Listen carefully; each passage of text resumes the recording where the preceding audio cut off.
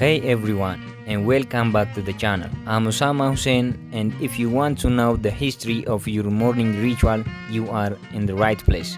In this video, I'm going to show you the history of coffee across different regions. Good morning.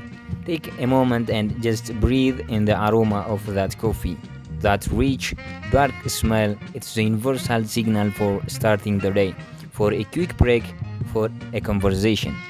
But what if I told you that every single cup we drink today can trace its lineage back to one place, one forest, and one incredibly curious goat herder? Welcome to Ethiopia, the cradle of civilization, and more importantly for us, the original home of coffee. Our story doesn't begin in the modern cafe, but in the misty, high-altitude forests of the Kaffa region. Nearly 12 centuries ago, it's a tale of Kaldi, a humble herder whose curiosity about his unusually energetic and dancing goats led him not just to a red berry, but to a global phenomenon that would forever change how humanity wakes up, socializes, and works. Let's step back in this time and discover the true birthplace of your morning ritual. Early history of Ethiopian coffee. According to Ethiopian legend, coffee was discovered in the 9th century by a young goat herder from the Kaffa region named Kaldi. He noticed his goats dancing and acting silly after eating the red berries of unknown shrub. So, Kaldi decided to try the strange fruit himself, and he soon realized that it gave him an energy boost. Kaldi excitedly shared his discovery with the local monks, who, despite initial skepticism, eventually soaked the red berries in hot water. They found that the resulting beverage not only tasted delicious but also kept them awake during long nights of prayer. The rise of Ethiopian coffee. It wasn't until the 15th century that coffee began to be cultivated in Ethiopia. Before, coffee beans were just harvested from coffee plants growing naturally in the wild. But by the 16th century, cultivation techniques had been established, and coffee was being grown as a commercial crop. At the same time, trade with neighboring countries, particularly Yemen, enabled Ethiopia to share its coffee with the rest of the world. By the 18th century, the cultivation of coffee had become a major industry in Ethiopia. The country was producing some of the finest beans in the world and exporting them to other countries for consumption. As coffee production spread, so did Ethiopian coffee culture. Cafes began to spring up in the major cities, offering a place for people to come together and enjoy a hot cup of coffee. In addition, Ethiopian coffee ceremonies, elaborate rituals involving the preparation and serving of coffee, become a regular part of the daily life.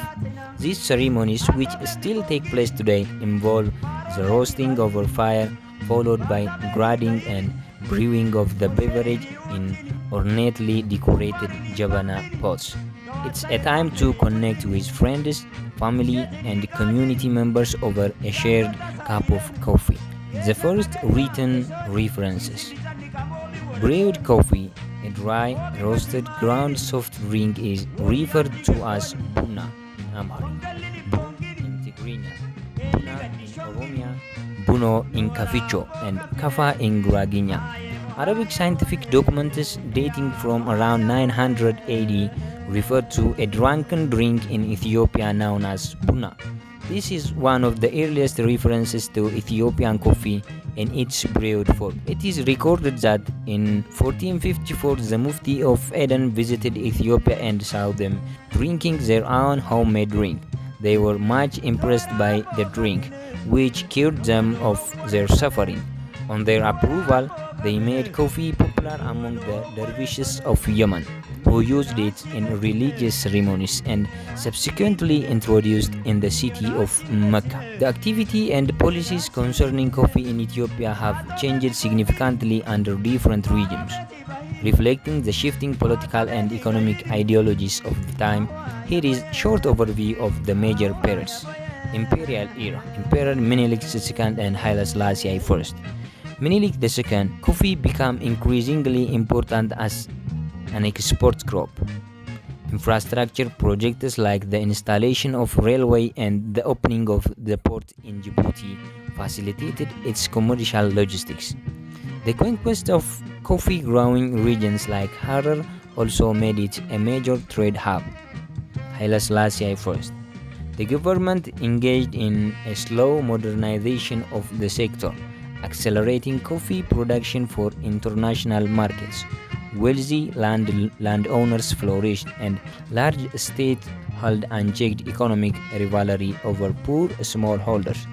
Coffee became a crucial source of foreign exchange. Around 40% of total exports in the 1960s and 70s funding national development program. The Derg regime, the military Marxist dictatorship.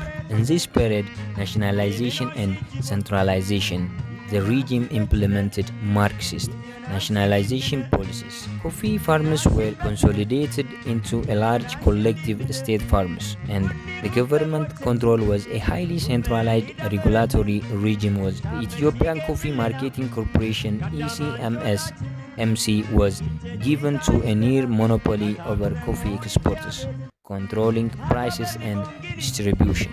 The TPLF EPRDF era and the post-2018 reforms. Market liberalization. The government began transitioning the coffee sector towards market liberalization, dismantling the ECMC's monopoly and allowing private traders and cooperatives to participate in exports. Ethiopian Commodity Exchange, established in 2008, a significant reform was the establishment of the ECX, which introduced a modern trading system aimed at improving price transparency and reducing transaction costs. This system centralized all coffee trade, requiring farmers to sell through the ECX, with some later modification for cooperatives and direct sales. And the current status of coffee remains the largest source of export revenue for Ethiopia, with the majority of production still coming from smallholders using traditional low input model. If you like this video, hit that subscribe button. See you, goodbye.